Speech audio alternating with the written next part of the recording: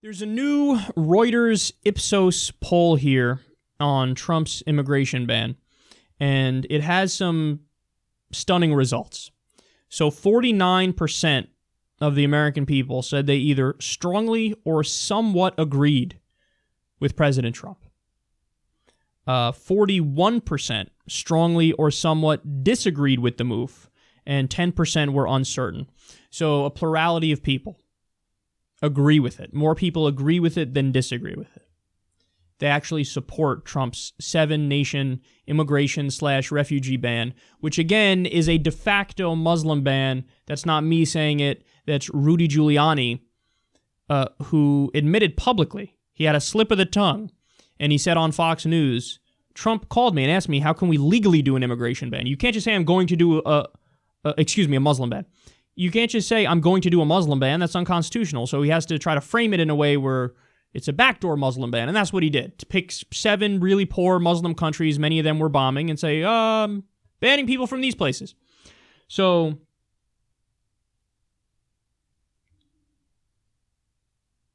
apparently the American people largely don't give a shit.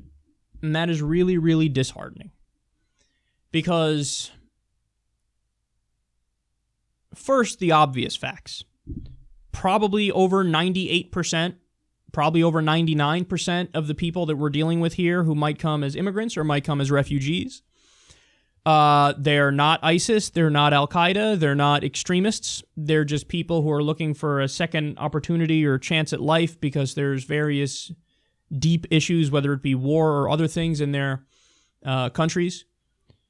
So you're taking many people who are innocent and you're saying, here's a dragnet and I don't care. We're going to treat you like you are a terrorist. So there's basic morality problems with it, logical problems with it, and even a lot of the countries on the list, it just makes less than no sense. You're going to put Iran on a banned list, and again, they claim, hey, it's just to protect us from terrorism. Iran is a Shia nation. The terrorists are Wahhabis, so they're ultra-conservative Sunnis. In fact, Iran, the Shias are fighting ISIS and Al-Qaeda. So you're treating the people who are combating them as if they are them. You're treating a guy who's a carpenter with his family trying to flee Syria as if they are ISIS.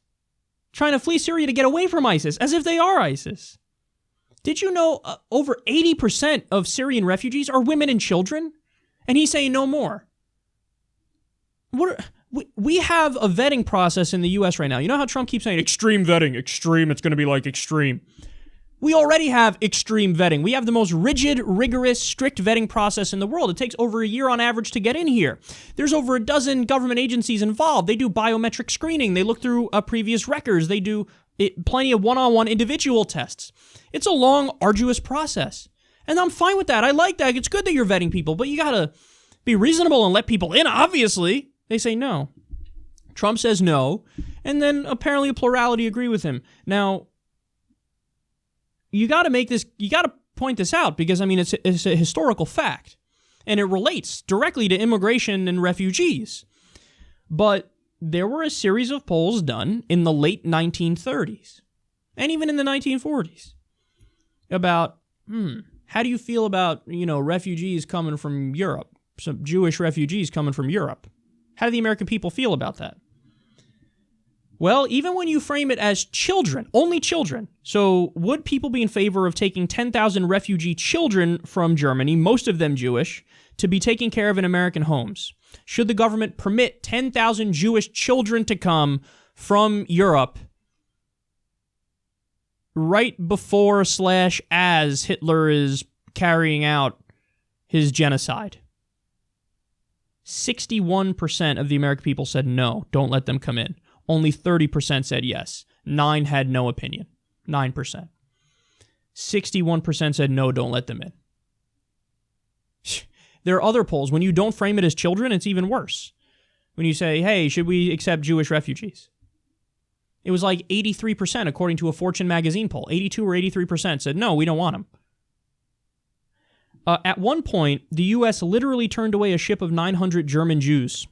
And then shortly after that, it rejected a proposal to allow 20,000 Jewish children to come. to the U.S. We turned away a ship of 900 German Jews. I wonder what happened to many of them. Look, man, I'm not in favor, and I don't think most people, in fact, I know most people aren't in favor of open borders.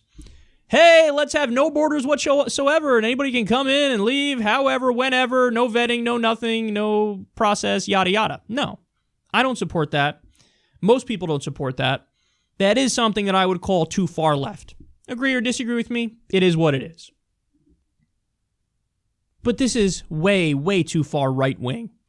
You're going to say, you're not even worthy of consideration. You are banned if you are from those 7 nations. End of conversation. That's it. I don't care if you're 88 years old. I don't care if you're 5 years old. I don't care if you're a woman. I don't care if you're a child. I don't care if you've been persecuted directly for religious reasons or otherwise. I don't care if you're escaping ISIS. I'm just going to treat you all the same.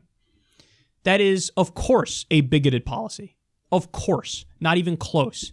And then furthermore, to bring up the other aspect of this, which always should be brought up, if you were going to make a list of the countries that pose the biggest danger in restricting immigration from said countries, wouldn't number 1 on the list be Saudi Arabia, the home of Wahhabi Islam, the home of ISIS that made it, the most extreme right-wing country? But no, they have money, and we have oil deals with them, and Trump has personal businesses there. So he says the country that's the biggest danger, we're not going to ban people from there. Now, I'm not advocating banning people from there because, again, the same logic applies. Most people are innocent, and they're just trying to escape persecution, and they want another shot, yada, yada. But if you were going to make that list, that would be the number 1 place to put on it, but they don't put on it.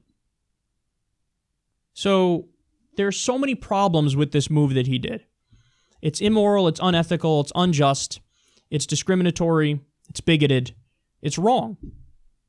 But a plurality of the American people agree with it. Well, look, I would hope, maybe it's naive, but if many of the people who oppose, many of the people who support what Trump is doing here, if they heard this, what I'm saying here, what I'm describing here, how I'm laying it out, how I'm breaking it down, I would hope that would change their mind to say, you know what?